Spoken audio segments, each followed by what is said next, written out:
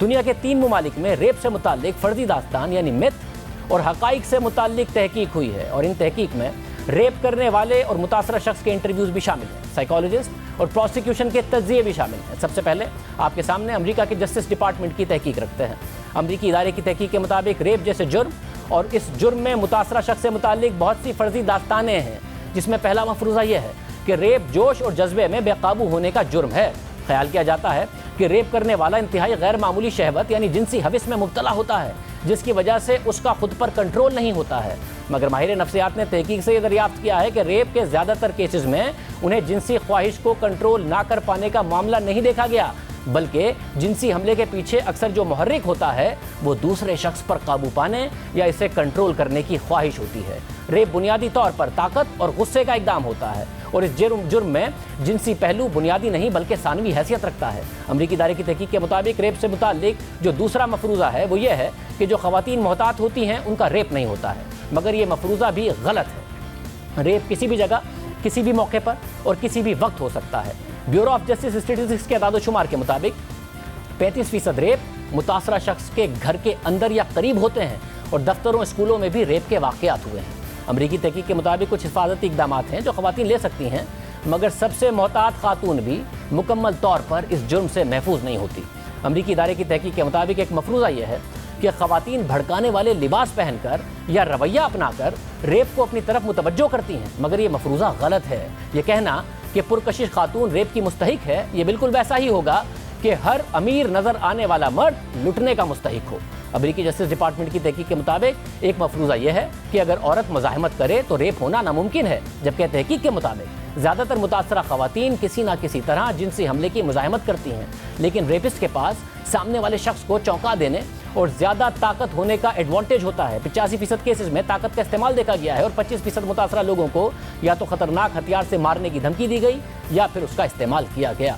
اس تحقیق میں اور بھی متعدد معاملات ہیں جن پر کھل کر بات کی گئی ہے۔ اسی طرح ایک اور مغربی جمہوری ملک برطانیہ ہے، اور برطانیہ کی کراؤن پروسیکیوشن نے بھی ریپ سے متعلق ایک تحقیق اور تفصیلی تحقیق کی ہے۔ اس میں بھی مفروضوں کا حقائق سے موازنہ کیا گیا ہے۔ تحقیق کے مطابق وسیع پیمانے پر ایک فرضی داستان مشہور ہے کہ ریپ جوش و جذبے کا جرم ہے، جس سے لوگ یہ سمجھنے لگتے ہیں کہ ریپ اکسانے کی وجہ سے فطری طور پر ہو جاتا ہے، اور پہلے سے ریپسٹ کے ذہن میں ریپ کرنے کا ارادہ یا خیال نہیں ہوتا ہے بلکہ اکسانے سے آ جاتا ہے، اور یہ بھی گمان کیا جاتا ہے کہ مرد ایک ایسی جنسی شہوت میں مبتلا ہو جاتے ہیں جو ان کے کنٹرول سے باہر ہوتی ہے۔ تحقیق کے مطابق اس طرح ریپ کو رومانوی یعنی رومانٹک بنا دیا جاتا ہے، جبکہ دراصل ریپسٹ خود یہ تسلیم کر چکے ہیں کہ زیادہ تر ریپ کی پہلے سے حکمت عملی بنائی گئی تھی، اور یہ ایک سوچا سمجھا اقدام تھا۔ اور تحقیق میں یہ بات بھی دیکھی گئی ہے کہ بعض ریپسٹ جنسی شہوت سے محروم ہوتے ہیں۔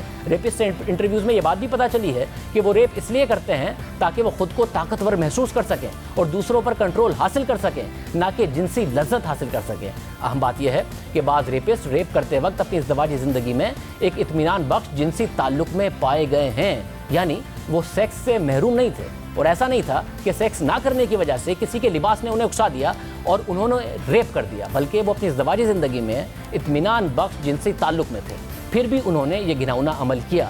اسی طرح ساؤتھ افریقہ میں ریپ کیسز سے متعلق کام کرنے والی NGO ریپ کرائسس ہیلڈربرگ کی بھی ایک تحقیق ہے، جس میں ریپ سے متعلق مفروضوں اور حقائق پر بات کی گئی ہے۔ اس NGO کی تحقیق کے مطابق ریپ میں مجرم سیکس کو ایک ہتھیار کے طور پر استعمال کرتا ہے۔ جنسی خواہش ہو سکتا ہے کہ آپ کے کنٹرول سے باہر ہو، مگر آپ کے اقدامات آپ کے کنٹرول میں ہوتے ہیں۔ سیکشول ایکسائٹمنٹ ریپ کا جواز نہیں ہے۔ اس تحقیق کے مطابق اس کے علاوہ ریپ ایک ایسا جرم نہیں ہے جسے آپ سوچے سمجھے بغیر اچانک کر دیتے ہیں۔